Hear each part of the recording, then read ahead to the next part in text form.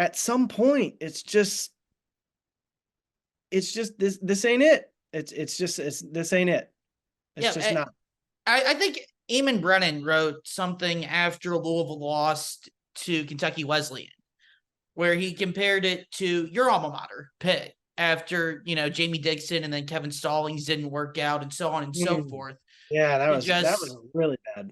Yeah, situation. but he made the argument that Louisville's situation is now worse than that, which and the farther you get away from the glory days of, well, obviously first Denny Crum, but more recently Rick Pitino, the harder it gets to get back to that mountaintop. And we've seen that with Pittsburgh trying to get back there with Jeff Capel at this point. You know what I mean? Indiana, obviously, well documented in the post-Bob Knight era. And how difficult it is for, NC State, since people don't really think about NC State anymore as one of the, best programs in college basketball. They've won 2 national championships and they had phenomenal players, great coaches, lots of Final Fours. But you kind of lose that eventually to where they're not viewed in that same stratosphere as they used to be. And I think that's kind of the fear for Louisville right now is, at what point have you just totally lost it and you can't get it back? And that's where I think the sense of urgency needs to come to, where if you're going to have a chance to bring it back, you can't afford to give Kenny Payne a third year. To me, that's not even a conversation. Right. I think the conversation is, there's 2 conversations. Number 1 is, when do you let him go? And number 2 is, who can you get?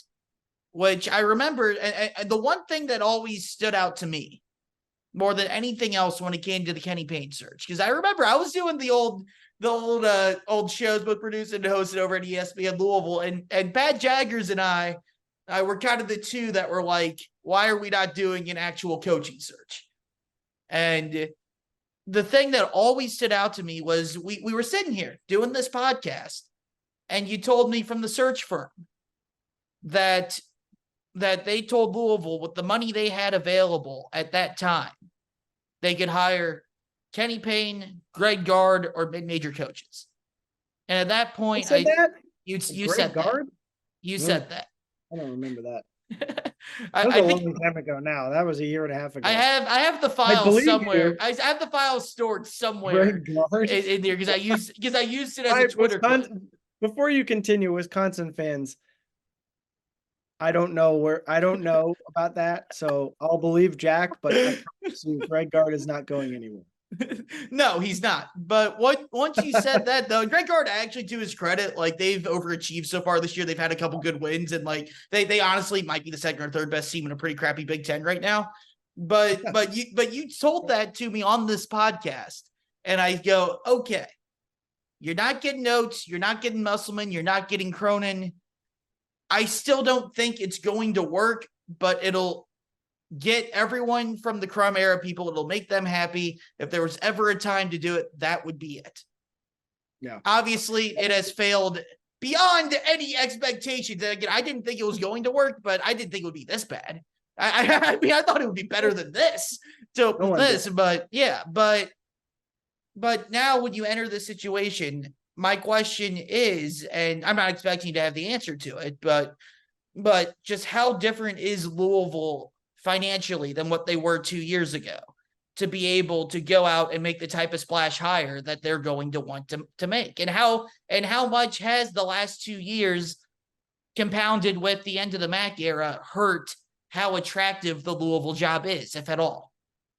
Well, here's the thing. I think, look, Louisville, and I'll say this, I'll continue saying this, Louisville is always going to be an attractive job as long as the facilities are what they are. I realize conference affiliation has very much, it's not what it used to be in NCAA football and in NCAA 2K, when you could use that as one of your arguments for trying to get a recruit in your fake conversations with a recruit. But you're still in a place that at its core loves its basketball. I think, more to the point, is probably loves competitive winning basketball. But great facilities still. great tradition, all of those things. So, NIL potential as well. Yeah. So the conversations that I have maintained, even though I'm not, other than coming on this podcast, I mean, I don't do any Louisville stuff anymore. And as far as Louisville men's basketball, I do some broadcasting for the ACC Network Extra, which is super fun. But I've still kept an interest in, college basketball in general. And it sounds like there's still people who are interested in at least considering it. And that's the biggest thing is, everybody will get all up in arms. And I know I was a big part of that in 2022, where I'd say, oh, so-and-so is interested on a radio appearance or whatever. But being interested obviously is the first step. You've got to have a lot of other conversations, and by the time the two primary parties sit down and talk, things are typically hashed out of what interest, becomes more of a serious conversation to, okay, this is possibly happening. But I don't think, just again, from these conversations, it does not sound like, at least on the initial level of like, would they consider it? The people that whose names have been thrown around, and I'm not going to share them because I'm not a reporter anymore. I'm not going to do that. Suggest that it's a decent, still going to get a pretty significant interest. It's still Louisville, and it's kind of like the New York Giants, or, there's certain like marquee jobs even in pro sports, which I realize are a whole different ball game, that, you could be struggling for a while and there's still going to be a brand name. And that it's going to be a tough job. I think a lot of people are learning in the coaching business, have learned that it's a tough job. Especially based on how things went for Chris Mack, who had the respect and still does of a lot of coaches in the business. And I think he's still a good basketball coach. But didn't go well here in the end. It didn't.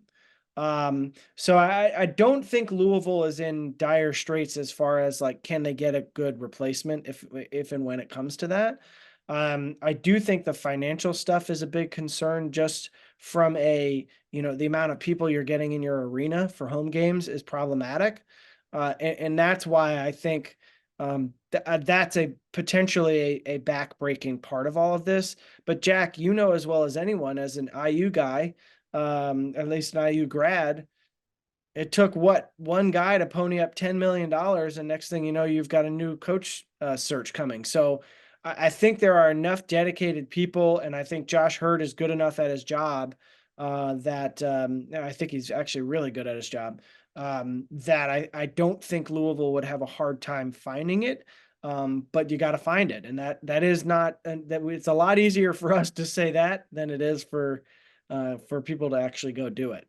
Right. That's the big question, is because I think I agree with everything of what you said, but if you're going after, and I'm not saying these people are interested, but I'm just, these are the names people like to bring up, like, oh, go get Nate Oates or Musselman or Bruce Pearl or Tommy Lloyd from Arizona.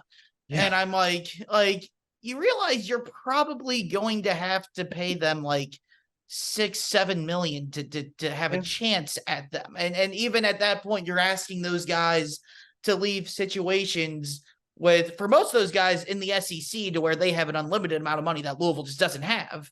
And even a guy like Tommy Lloyd, who's number one in the AP poll right now, like, is he really going to want to leave that situation and what he's built up there so quickly to Arizona to take over a mess that Louisville's in right now? Now to where the financials, I think there makes it more difficult to get dudes like that is kind of my worry. Or as far as like the attendance goes, I mean, it's terrible. And yes, I mean, like, I think every day that the dude paid the $10 million to get Archie Miller out of Indiana. I do. And that's something against nice Archie. It's nothing against Archie personally. Nice it didn't work. It was not working. It didn't work. You can tell from year 2 when they lost 12 out of 13 with Romeo Langford, Jawan Morgan, a top 10 recruiting class on the roster, that it wasn't going to work. But it does all it takes is one guy.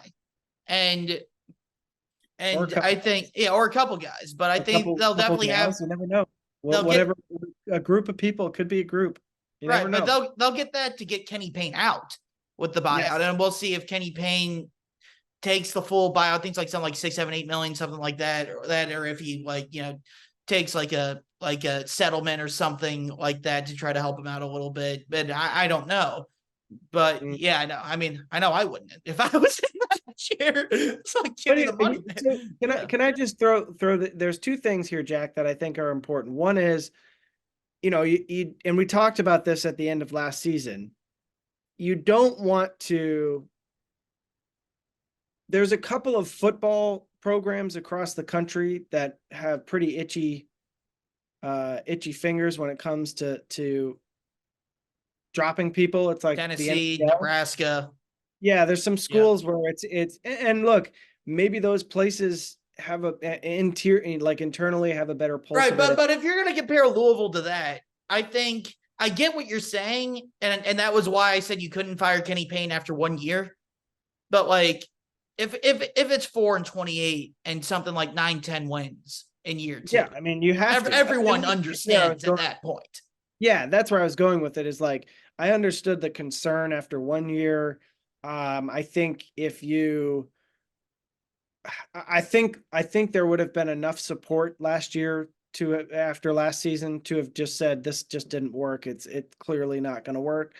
But I there was obviously still a faction that was pushing for, hey, let's see if we can boost the talent, help out, and see where you can go. But I don't think 2 years is too long. I think, yes, money is always going to be a concern. It's always going to be a conversation. But I think these next 3 games really will tell you a lot. You've got 2 very winnable games against Arkansas State and Pepperdine. Now, they're winnable in the sense that, they should be competitive, and by brand name alone, you would think Louisville would win. But yeah, but I said about DePaul on Saturday also. Yeah, right. And so you're kind of in this weird spot, but then you get Kentucky, and Kentucky coming into the Yum Center right before Christmas.